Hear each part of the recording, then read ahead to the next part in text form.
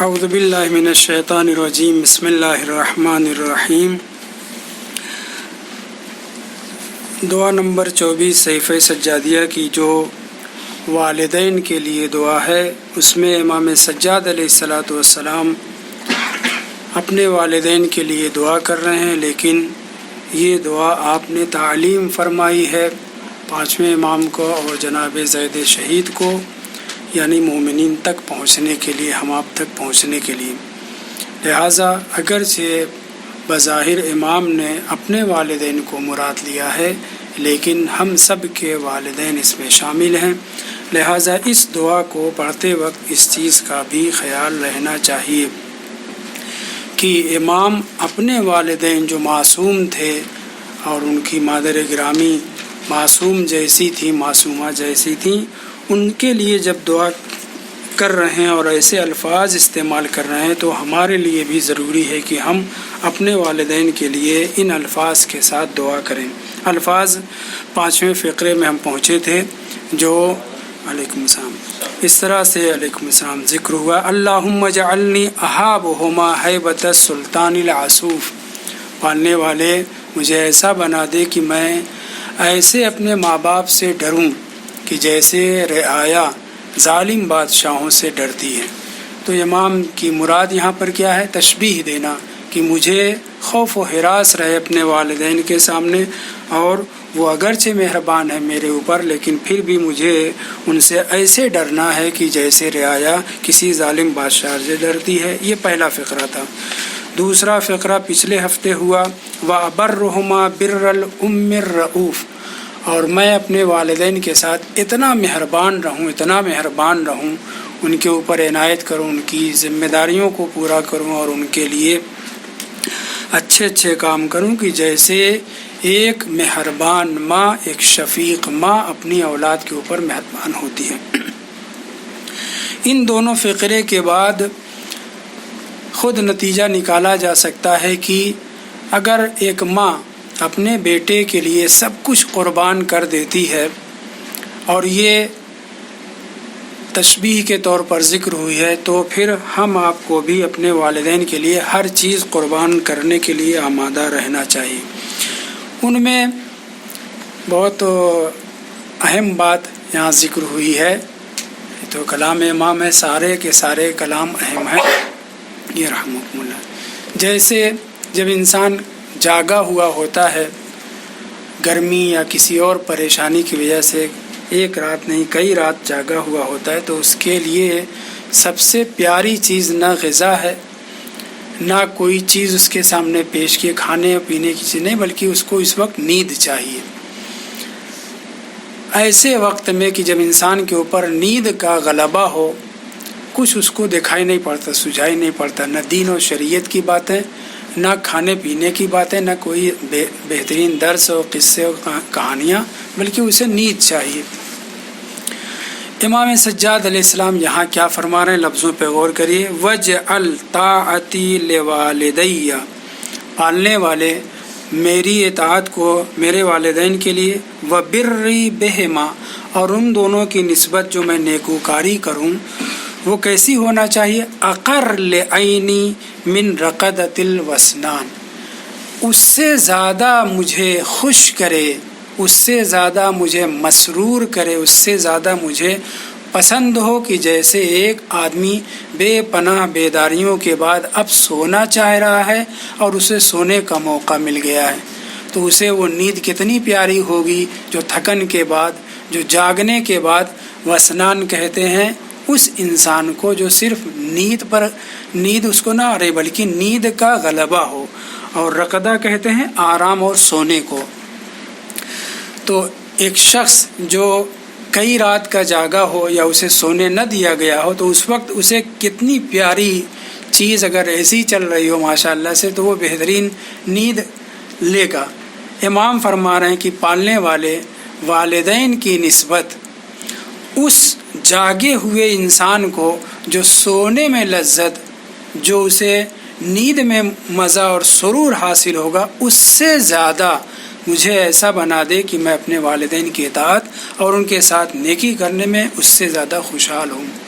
مقابلہ کس چیز سے؟ ظاہری اور طبیعی چیز سے، کہ ایک انسان اگر کافی جگہ ہوا ہو تو اسے سب سے پیاری چیز نہ کھانا، نہ پانی، نہ داستان، نہ درس، نہ کچھ، بلکہ اس وقت بہترین چیز اس کے لیے سونا ہے۔ تو جیسے اس کو پسندیدہ ترین چیز سونا ہے، اس سے بھی زیادہ مجھے پالنے والے ایسا بنا دے کہ میں اپنے والدین کی اطاعت میں خوشی محسوس کروں، مسرور ہو جاؤں۔ یہاں پہ لفظی بحث بھی کی گئی ہے، بہت زیادہ بحث کی ضرورت نہیں، بس کہتا ہوا گزر جاؤں کہ اقر لعینی، میری آنکھ کے لیے اقر قرار سے ہے، قرار یعنی سکون، یعنی سرور۔ اور دوسرا فقرہ امام نے استعمال کیا کہ اگر کوئی آدمی بے پناہ پیاسا ہو، صحرا میں، جنگل میں یا دھوپ میں، جیسے یہاں زبردست گرمی پڑتی ہے، تو اگر اس گرمی میں، اس سخت جو ہے پیاس میں اسے پانی نہ ملے، تو اس وقت انسان سب سے زیادہ جس چیز کی طلب میں ہوگا وہ پانی۔ اگر صرف انسان پیاسا نہ ہو بلکہ عطشان کے بجائے ظمآن کا لفظ استعمال کیا ہے۔ ظمأ بھی پیاس کو کہتے ہیں، عطش بھی پیاس کو کہتے ہیں، لیکن ظمأ جو ہے بے حال کر دینے والی، پریشان کر دینے والی شدید پیاس کے لیے لفظ ظمأ استعمال ہوتا ہے۔ امام فرماتے ہیں وَأَسْلَجْ لِصَدْرِي، پالنے والے والدین کی اطاعت میرے لیے، والدین کے ساتھ نیکوکاری میرے لیے، اسے تو قرار دے، یعنی یہ انسان کے بس کی بات نہیں ہے، یہ من جانب اللہ ہونی چاہیے، یعنی ہمیں اللہ ایسا بنا دے۔ تو کب بنا دے گا؟ جب ہم دعا کریں گے، جب ہم چاہیں گے۔ تو والدین کی اطاعت میں سب سے زیادہ اس چیز کی طرف توجہ ہونا چاہیے کہ ہم ان کی صحیح معنوں میں اطاعت اسی صورت میں کر سکتے ہیں کہ جب اللہ کی عنایت و توفیق بھی شامل حال ہو۔ رسالۃ الحقوق میں امام سجاد علیہ السلام جہاں ماں کی گفتگو کرتے ہیں، ماں کے لیے بھی اطاعت اور باپ کے لیے بھی، جہاں ماں کی گفتگو کرتے ہیں وہاں پر آخر کلام میں فرماتے ہیں کہ کوئی بھی انسان ماں کی کا شکرانہ ادا نہیں کر سکتا الا بعون اللہ تعالی، وہاں پہ لفظ عون استعمال کرتے ہیں۔ یعنی کیا؟ یعنی ماں کی کے ساتھ نیکوکاری، ان کے احسان کا بدلہ اگرچہ ہو نہیں سکتا، لیکن اس کے باوجود امام ایک استثناء کر رہے ہیں کہ اگر کوئی انسان بے پناہ ماں باپ کی خدمت کرے، خاص طور سے ماں کی، تو ان کی خدمتوں کے مقابل میں کچھ حد تک وہ آگے جا سکتا ہے۔ پہلے کہا جا چکا ہے کہ ماں کی جو اس نے زحمتیں اٹھائی ہیں، ظاہری زحمتیں نہیں، پورے وجود کے ساتھ انسان کو بچایا ہے، بچے کو بچاتی رہی ہے، اور اس میں آگے اس کے اوپر گفتگو ہوگی، لیکن امام آخر میں ایک فقرہ استثناء کر رہے ہیں۔ یہ استثناء کاہے کے لیے ہے؟ کیا واقعاً کوئی آج تک ماں باپ کے حق کو ادا کر سکا ہے؟ نہیں۔ نہ قیامت تک کوئی ایک قطرہ دودھ پلانے کا، ایک شب جاگنے کا، حمل کی حالت میں پریشان ہونے کا کوئی مقابلہ نہیں کر سکتا۔ کوئی بیٹا ماں باپ کے حق میں ان کے حق کو ادا نہیں کر سکتا۔ پھر بھی امام نے استثناء رکھ کر کے یہ بتلانا چاہا ہے کہ انسان عاجز نہیں ہے، تم ایسا نہیں کر سکتے، لیکن ہم معصومین ماں کا حق ادا کرنا چاہیں تو ہم کر سکتے ہیں۔ شاید یہ کہنا چاہ رہے ہیں امام۔ بس ایک استثناء وہ یہ ہے کہ معصوم ائمہ طاہرین کو اللہ نے مقتدر، قدیر اور قادر بنایا ہے۔ خدا نے معصومین علیہ السلام کو قدرت عطا کی ہے۔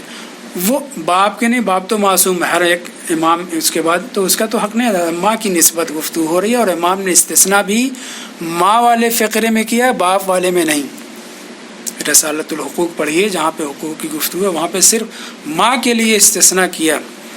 تو شاید یہ استثناء خود معصومین علیہم السلام کے لیے ہو کہ جیسے وہ ہر چیز کے اوپر قدرت رکھتے ہیں، ہر چیز کا علم رکھتے ہیں، ہر توانائی ان کے پاس اللہ نے عطا کی ہے انہیں، تو پھر وہ ایک توانائی کی وہ ہے ماں باپ کا کے ساتھ بہترین سلوک کر کے اس کا حق ادا کرنا۔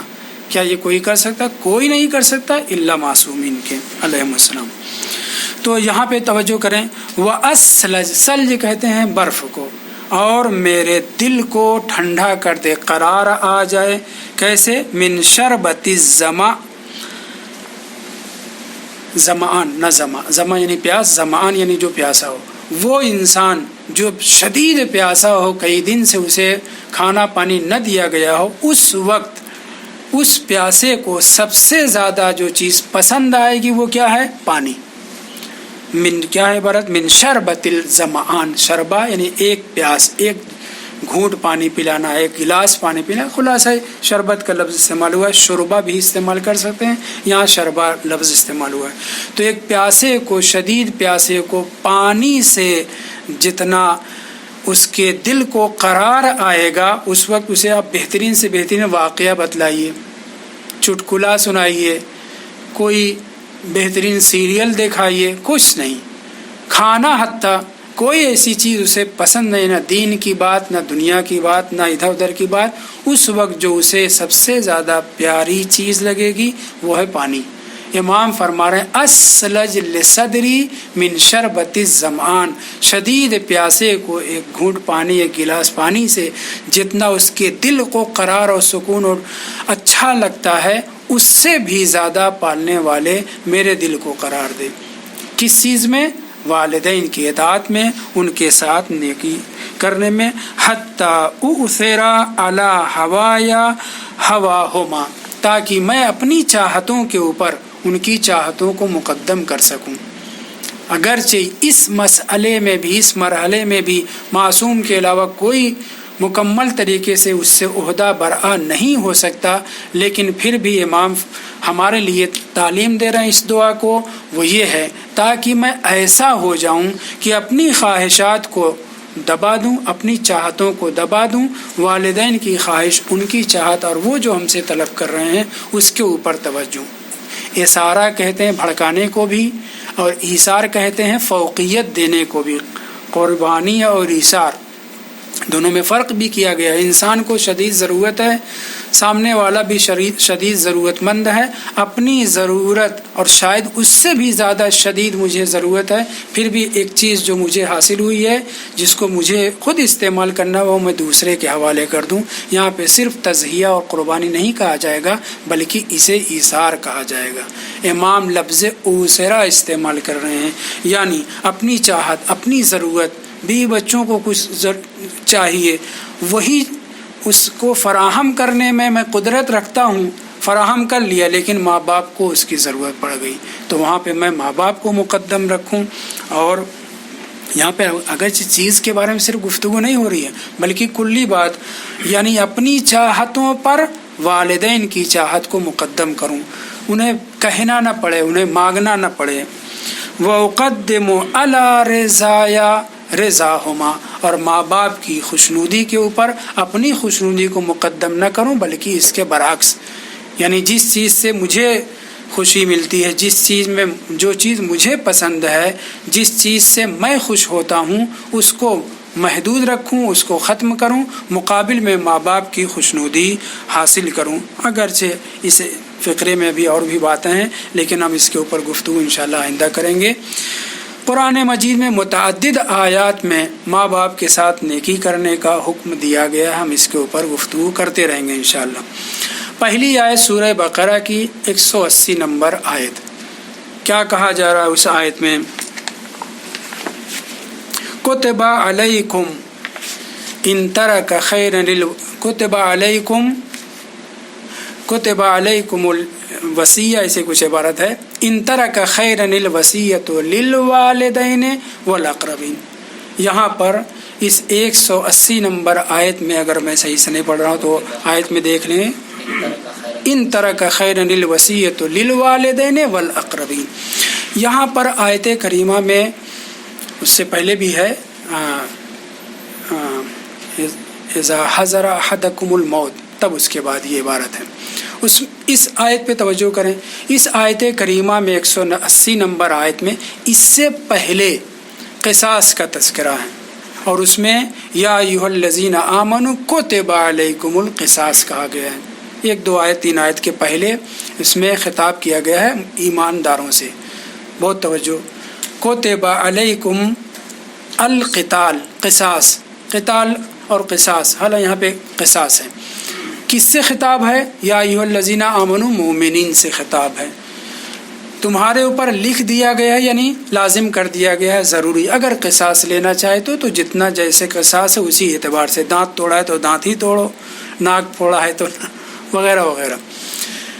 کوتبہ کے ذریعے سے ہم نے کیا سمجھا؟ وجوب. اس آیت کو جو وصیت کے سلسلے میں ہے والدین اور اقربین کے لیے، اس کے بعد ایک دو آیت کے بعد پھر کتب علیکم الصیام، یا ایھا الذین آمنوا خطاب کر کے کتب علیکم الصیام.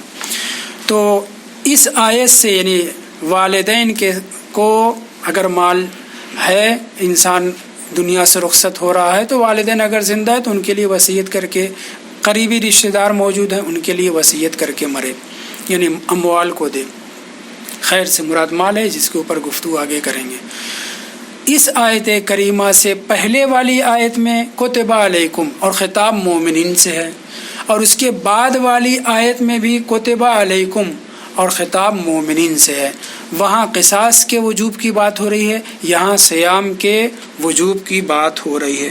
ان دونوں وجوب کے درمیان یا ایھا الذین آمنوا حذف، یعنی جو دوسرا فقرہ ہے، 20 کا فقرہ ہے، وہ کیا ہے؟ کتب علیکم الوصیۃ اذا حضر احدکم الموت. عبارت پڑھ دیں ایک مرتبہ.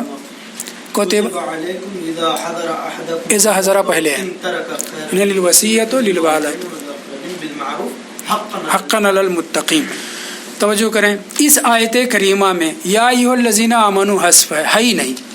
اگرچہ ہم کہہ سکتے ہیں نحوی اعتبار سے کہ یہ ما قبل والے جملے سے تعلق رکھتا ہے، یعنی مومنین سے خطاب ہے، یہ کہا جا سکتا ہے، لیکن ہے نہیں. یہاں پہ بعد والی آیت میں کتب علیکم الصیام میں یا ایھا الذین آمنوا، وہاں پہ بھی مومنین سے خطاب ہے. یہاں کیوں یا ایھا الذین آمنوا حذف ہے؟ شاید مقصد یہ ہو کہ وصیت اور خاص طور سے والدین اور قریبی رشتہ داروں کے لیے، ارحام کے لیے نیک سلوک، مال کا دینا، ان کے حق میں وصیت کرنا اتنا اہم ہے کہ جس کا تعلق صرف مومنوں سے نہیں ہے، صرف مسلمانوں سے نہیں ہے، بلکہ ساری بشریت کو یہ چاہیے کہ اپنے والدین کے ساتھ نیکی کے ساتھ پیش آئیں. مر رہے ہیں، مال چھوڑ کر کے جا رہے ہیں تو ان کے لیے وصیت کر کے مریں. اسی طریقے سے قریبی رشتہ دار جو ارحام ہیں، وہ چاہے مسلمان ہو یا نہ ہو، کافر ہو، مشرک ہو، منافق ہو، کچھ بھی ہوں، اگر انسان مر رہا ہے تو اگر اس کے رشتہ دار ہیں تو ان کے لیے اگر پیسہ ہے تو ان کے لیے کچھ نہ کچھ چھوڑ کر کے جائے. ایک بات تو یہ ہو گئی. دوسری بات، کتب علیکم کے ذریعے سے ہم نے صیام کے لیے کیا سمجھا؟ وجوب. اور سارے علماء نے اس کے اوپر اجماع کیا ہے، روایات اور آیات سے ماہ رمضان کا روزہ واجب کیا گیا ہے. وہاں وجوب، یہاں وجوب، بیچ میں کتب علیکم، کیا کوئی دوسرا معنی رکھے گا؟ یقیناً وہی معنی ہے، یعنی کتب علیکم یعنی وجوب. اس وجوب کے حکم کے بعد اب گنجائش باقی نہیں رہ جاتی. واجب ہے وصیت کرنا، تو کیا ہم سب اس کے اوپر عمل پیرا ہیں؟ میں تو کئی سال پہلے سے لکھ چکا ہوں، تکرار تجدید کرتا رہتا ہوں. ہر ایک بالغ انسان کو، مسلمان کو کے اوپر لازم ہے. البتہ بعض علماء وجوب کے قائل نہیں، انہوں نے واجب مستحب، مؤکد اور آکد قرار دیا ہے، لیکن جناب شیخ مفید وغیرہ ان لوگوں نے واجب قرار دیا ہے کہ وصیت کرنا واجب ہے. بہرحال اس آیت کریمہ میں دوبارہ واپس آتے ہیں. کتب علیکم سے وجوب آشکار ہے، مگر مخالفین، ہمارے البتہ سب نہیں، بعض مخالفین کا کہنا ہے کہ وصیت کرنا واجب نہیں ہے، اور خاص طور سے والدین کے لیے اور قریبی رشتہ داروں کے لیے. ہم آپ جانتے ہیں کہ ارث 3 طبقہ ہے. طبقے اول میں والدین ہیں اور اولاد ہے، غلط تو نہیں کہہ رہا ہوں، والدین ہیں، اولاد ہے. دوسرے طبقے میں بھائی لوگ ہیں، دادا وغیرہ ہیں. تیسرے طبقے میں ماموں لوگ ہیں، چچا وغیرہ ہیں. یہ 3 طبقہ. لیکن ماں باپ کو طبقے اول میں ہونے کے علاوہ ہر زوجہ کو کسی بھی طبقے کے ساتھ، اگر پہلے طبقے میں اور کوئی نہیں ہے، زوجہ موجود ہے، تو اس کو دوسرے طبقے میں بھی ارث مل سکتا ہے، تیسرے طبقے کے ساتھ بھی ارث مل سکتا ہے. خیر اس پہ نہ جائیں، فی الحال ہماری گفتگو ابوان کے اوپر، والدین کے اوپر ہے. کیا کہا گیا؟ کتب علیکم، تمہارے اوپر لکھ دیا گیا ہے. جب لکھ دیا گیا ہے، وجوب آ گیا ہے، تو ہم اس میں یہ نہیں کہہ سکتے کہ یہ والدین کو نہیں دیا جا سکتا اور قریبی رشتہ داروں کے لیے وصیت نہیں کی جا سکتی۔ اور اس کے اوپر حدیث بھی گڑھ لی ہے، اور اتفاق سے یہ حدیث ہماری کتابوں میں بھی آ گئی ہے۔ کیا؟ لا وصیت للوارث، وارث کے لیے وصیت نہیں ہے۔ وارثین میں سر فہرست ماں باپ ہی ہیں، اور والاقربین قریبی رشتہ دار ہیں، تینوں طبقے میں اپنے اپنے نسبت کے اعتبار سے آگے۔ تو سنیوں نے، مخالفین نے، البتہ بعض نے یہ عنوان بنا لیا ہے، ان کا حکم یہ ہے کہ اصلاً وصیت ہے ہی نہیں۔ کس کے لیے؟ والدین کے لیے، چونکہ ان کو ارث مل رہا ہے۔ توجہ کر رہے ہیں؟ چونکہ قریبی رشتہ داروں کو ارث ملے گا، ماں باپ کو ارث ملے گا، لہٰذا مرنے والے کو نہیں چاہیے کہ وہ مال کی وصیت اپنے والدین کے لیے کرے، اپنے قریبی رشتہ داروں کے لیے کرے۔ ایک تو حدیث لے آئے گڑھ کر کے لا وصیت للوارث، دوسرے آیت میں تصرف کیا، آیت کے سلسلے میں یہ کہنا شروع کر دیا، اور ان کے یہاں بے پناہ موجود بھی ہے کہ آیت ارث کے ذریعے یہ آیت منسوخ ہو چکی ہے۔ ناسخ و منسوخ آپ لوگ سن چکے ہیں، جانتے ہیں کہ بعض آیتوں کے حکم کو منسوخ کر دیا گیا ہے، آیت کی تلاوت کی جائے گی، پڑھنے کا ثواب ملے گا، مگر اس کے اوپر عمل نہیں ہے۔ جیسے عدت، پہلے جس کا شوہر مر جائے 1 سال تک اسے عدت رکھنا پڑتی تھی، قرآن میں آیت موجود ہے، مگر اس کے بعد حکم اس کا منسوخ ہو گیا، اور اب کیا ہے؟ 4 مہینہ 10 دن عدت وفات ہے۔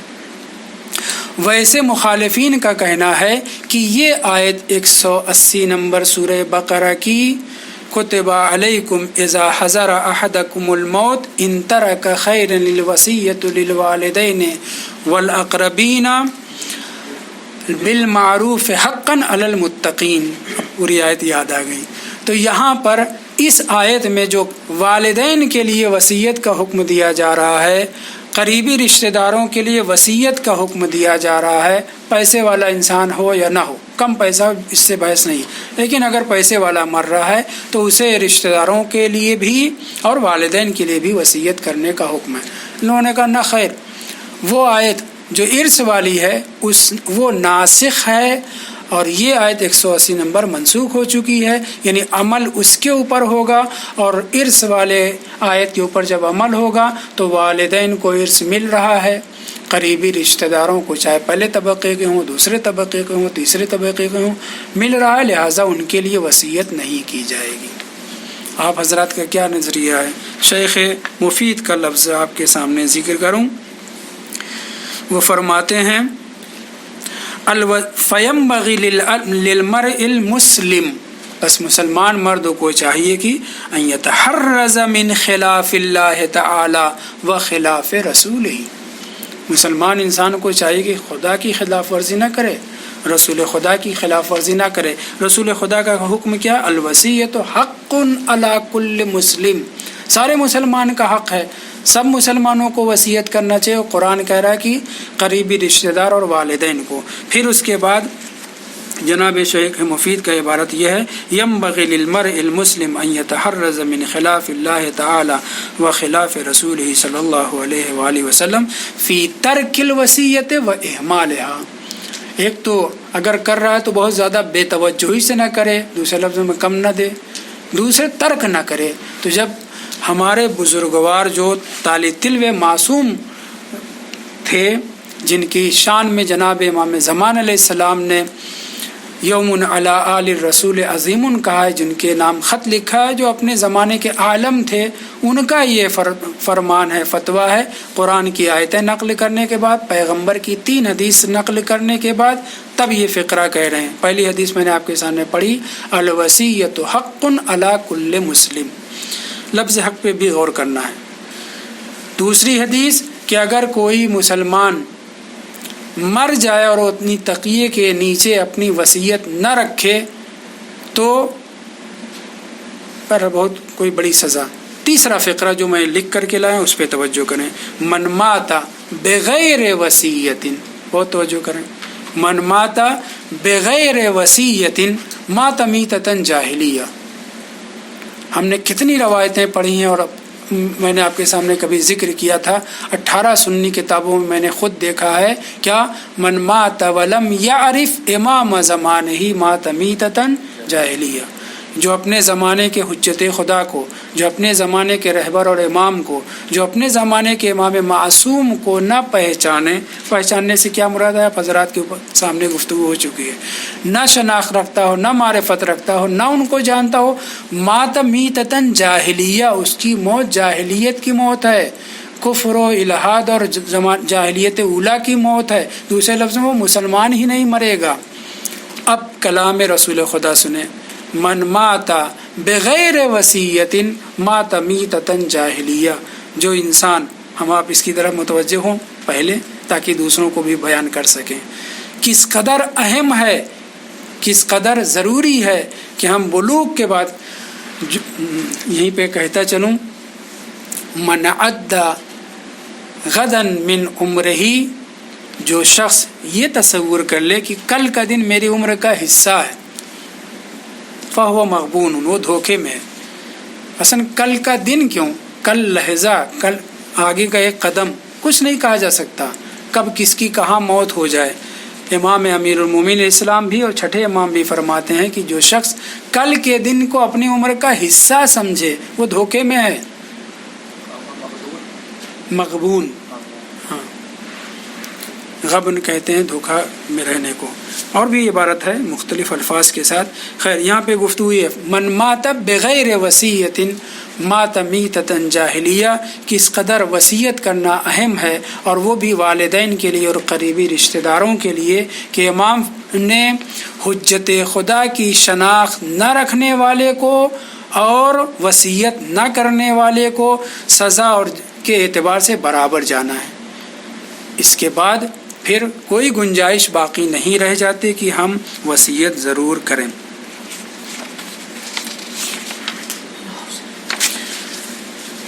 جی، اذا حضر احدکم الموت، حضر کا فاعل کون ہے؟ الموت، موت حاضر ہو، تو موت حاضر ہوگا کیا مطلب ہے؟ انسان کا ایک معین دن ہے، موت کے حضور کے بارے میں البتہ گفتگو ہو چکی ہے۔ یہاں پہ ہمارے بزرگواران تفسیر میں فرماتے ہیں کہ حضور موت سے مراد موت کے آثار کا ظہور ہے۔ موت کے آثار، موت کا حضور نہیں، دو مطلب ہے، ایک مرتبہ حضور موت، ایک مرتبہ ظہور آثار موت، ایک مرتبہ حضور موت۔ یہاں حضرہ کا لفظ ضرور استعمال ہوا ہے، مگر اس سے مراد یہ ہے کہ موت کے آثار ظاہر ہو جائیں، موت ظاہر نہ ہو جائے۔ وصیت اس وقت قابل قبول ہی نہیں ہے کہ جب انسان ایک دم مر رہا ہو، لاشعوری کیفیت طاری ہو جائے، دماغ اس کا کام نہ کر رہا ہو، حالت احتضار، آخری حالت احتضار ہو، اس میں اگر وصیت کرے تو اصلا اس کے وہ احکام ہی مانے نہیں جائیں گے، اس کے اوپر عمل ہی نہیں کیا جائے گا، اسے وصیت نہیں شمار کیا جائے گا۔ منجزات مریض کے عنوان سے پورا فقہ میں ایک باب ہے کہ مرنے والا جو حالت احتضار میں کون کون سے اس کے دستور اور حکم اور وصیتیں، سفارشیں قابل قبول ہیں، نافذ ہیں، کون سی نافذ نہیں ہیں۔ اکثر علماء نے نقل کیا ہے، میں مقدس اردبیلی کی ایک کتاب سے نقل کر رہا ہوں، مجموع الفائدۃ والبرہان، نہیں، زبدۃ الاحکام سے، انہوں نے فرمایا ہے لاشعوری کیفیت جب طاری ہو جائے مرنے والے کے اوپر، اور وہ جیسے ہمارے یہاں کہتے ہیں جگ بگ بولنے لگا ہے، ہذیانی کیفیت طاری ہو جائے، ایسی حالت میں مریض جو بھی کہے وہ قابل قبول نہیں ہے، اسے وصیت نہیں شمار کیا جائے گا، اس کے اوپر عمل نہیں کیا جائے گا۔ اذا حضر احدکم الموت، موت فاعل ہے حضر کا، لیکن حضور موت مراد نہیں ہے، بلکہ حضور آثار موت مراد ہے۔ ایک دو عالم نہیں، متعدد علماء و بزرگوں نے کہا ہے۔ اب وہ حضور یا ظہور آثار موت کیا ہیں؟ مثلا اس قدر انسان بوڑھا ہو جائے کہ چند دن کے بعد اسے مرنا ہے، ڈاکٹر نے کہہ دیا ہے 1 ہفتے کا مثلا مہمان ہے۔ اب آگے یہ بات تو آپ حضرات سے چاہوں گا کہ ایک صلوات کے ذریعے سے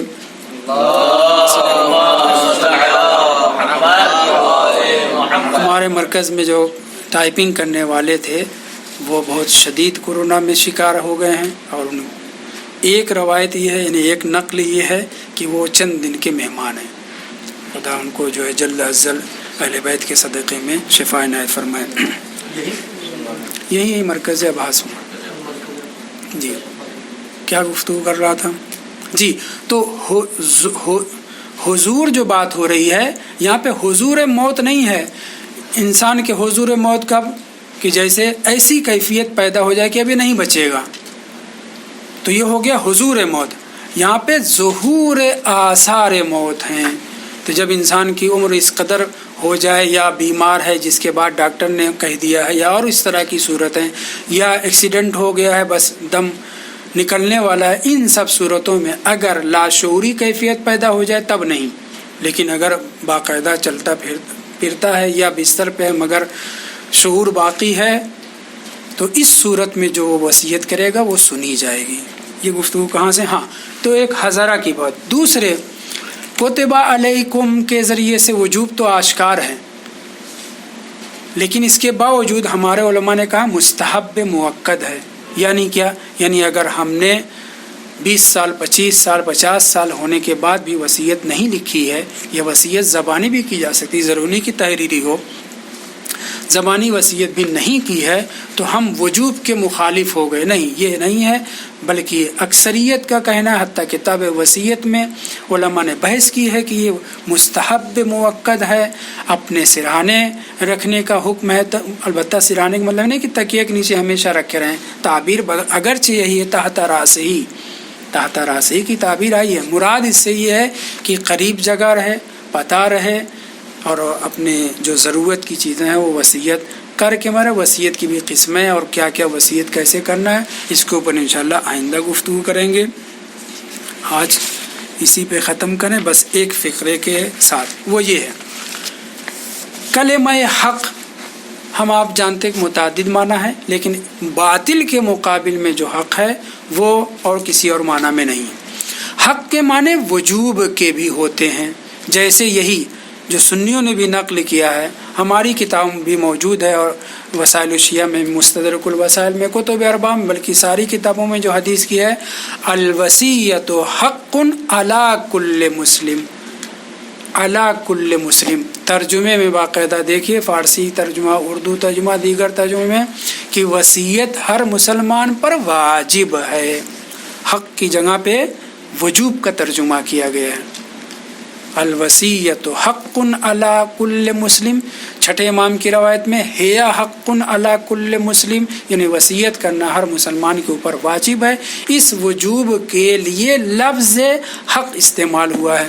آ جائیے آیت کریمہ جس کے اوپر ہم گفتگو کر رہے تھے کہ جو والدین کے سلسلے میں انسان کے پاس اگر پیسہ ہو، خیر ہو، اور خیر سے مراد مال دنیا ہے، تو اسے چاہیے کہ اپنے والدین اور قریبی رشتہ داروں کے لیے وصیت کر کے مرے۔ آگے اس آیت میں بھی کہا جا رہا ہے حقاً علی المتقین، یعنی یہ چیز واجب ہے متقی پرہیزگار لوگوں کے اوپر۔ تو یہاں پہ بھی وجوب کا معنی ہے، روایت میں بھی وجوب کا معنی ہے، اور خیر سے مراد کیا ہے واضح ہے۔ ان ترک خیرا الوصیت میں سب نے کہا کہ یہاں پہ خیر سے مراد مال ہے، مگر ہر مال خیر نہیں ہے۔ جو حرام طریقے سے کمایا گیا ہو وہ مال خیر نہیں ہے، اس کی وصیت کرنے کی اجازت بھی نہیں ہے۔ ایک تو خود گناہ کرے، پھر اس کے بعد دوسروں کو بھی اس میں ملوث کرے۔ امام علی علیہ السلام کا ایک غلام تھا، اللہم صلی علی محمد وعلی محمد، اس کے پاس کچھ پیسے تھے، شاید شادی شدہ تھا، بیوی بچے والا تھا، لیکن امام کی خدمت میں پہنچا اور کہا کہ مولا میرے پاس یہ اتنی مقدار میں 700 بعض میں 600 درہم ہے، میں اس کے سلسلے میں وصیت کرنا چاہتا ہوں۔ امام نے کہا کہ تم وصیت نہ کرو، اس مال میں وصیت سے نہیں منع کر سکتے، کوئی بھی کار خیر کل گفتگو ہو چکی، معروف کا کو منع نہیں کیا جا سکتا، لیکن امام اس سے کہہ رہے ہیں کہ دیکھو قرآن مجید کی آیت میں آیا ہے ان طرح کا خیرن، اور خیر ہر مال کو نہیں کہتے، اس مال کو کہتے ہیں جو حلال طریقے سے کمایا گیا ہو، لیکن اپنے غلام کو جو امام سمجھا رہے ہیں وہ یہ ہے کہ خیر کا ایک معنی یہ ہے کہ جب وہ معتدن بہ مقدار میں ہو، مقدس دہلی نے بھی یہاں پہ گفتگو کی ہے. اور تمہارا یہ جو پیسہ ہے یہ کل 600-700 درہم ہے. 600-700 درہم خیر شمار نہیں ہوتا.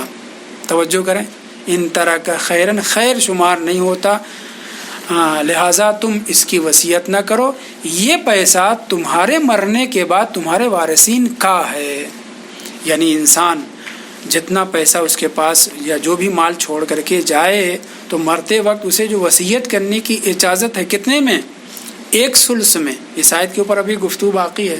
صرف 1/3 میں اسے وصیت کرنے کی اجازت ہے. فرض کے لیے 3 لاکھ روپیہ چھوڑ کر کے جا رہا ہے. 1 لاکھ میں وہ وصیت کر سکتا ہے کہ مجھے فلاں جگہ دفن کیا جائے، اتنے کی مجلس کی جائے، اتنے میں نیابت میں مثلا یہ کیا جائے وہ کیا جائے. یہ جو چیزیں وہ مستحب خاص طور سے جن وصیت کو وصیت عہدی کرتے ہیں ہم بیان کرتے ہیں، یہ سب وصیتیں بس 1/3 میں کر سکتا ہے. اور دوسرے یہ بحث کہ چاہیے کہ ان رشتہ داروں کے مال دینے کے سلسلے میں وصیت کرے جو رشتہ دار یا محجوب ہیں یا انہیں کسی اور وجہ سے ارث نہیں پہنچ سکتا. مثلا دوسرے طبقے والے کون ہیں؟ بھائی لوگ ہیں. اب بھائی لوگوں کو وصیت نہیں کر سکتا اگر اولاد موجود ہے. اگر اولاد موجود ہے تو بھائی کو ارث نہیں ملے گا. وصیت تو کر سکتا ہے، ارث نہیں ملے گا. یا چچا لوگ، ماموں لوگ موجود ہیں، بہت تنگ حال ہیں، پیسہ موجود ہے اور وہ چونکہ طبقہ اولیٰ میں طبقہ ثانیہ میں لوگ موجود ہیں، انہیں ارث نہیں ملے گا. تو امام باقر علیہ السلام کی حدیث ہے کہ جب قریبی رشتہ دار موجود ہوں طبقہ اولیٰ ثانیہ والے تو ایسی صورت میں ارث تو دوسرے والوں کو نہیں ملے گا. لہٰذا مومن کو چاہیے کہ مرتے وقت جن کو نہیں ارث ملنا ہے ان کے سلسلے میں وصیت کرے، وہ بھی 1/3 میں، بس اس کو اجازت ہے. والحمدللہ رب العالمین.